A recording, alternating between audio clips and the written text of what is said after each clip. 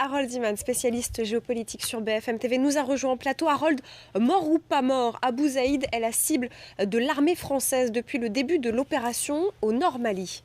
C'est peut-être même lui qu'on a visé dans la nuit du 20 au 21 janvier quand Serval a commencé par des bombardements aériens de grande envergure sur tous les points où étaient installés ces djihadistes. Donc voici le drapeau.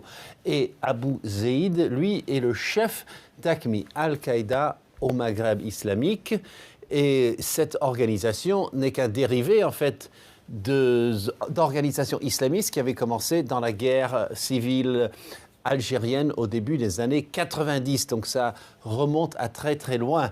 Maintenant, avec qui est-il un petit peu au contrôle du djihadisme au Nord Mali? Eh bien, il y a un triumvirat qui consiste en lui, bon, sans doute est-il mort, Abdelmalek Droughtel, un autre Algérien de cette guerre civile algérienne, et Mokhtar Belmokhtar, que l'on connaît, un autre Algérien qui a mené l'attaque sur le site gazier de In Amenas, ultra mortifère, il y a un peu plus d'un mois.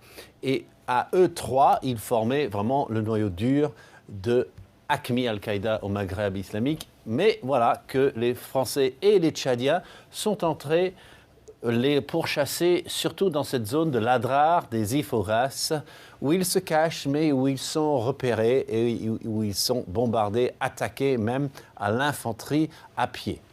Alors Harold, on attend une éventuelle confirmation pour la mort de ce chef terroriste. En tout cas, l'intervention française se poursuit sur deux fronts.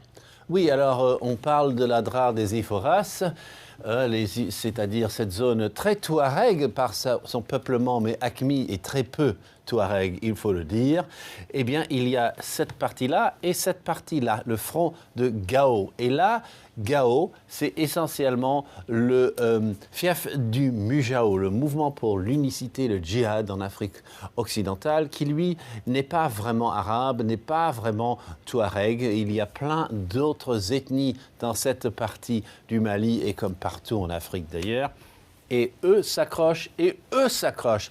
Et ni l'un ni l'autre ne veut quitter cette zone et s'enfuir ailleurs. C'est ce que nous disent les militaires.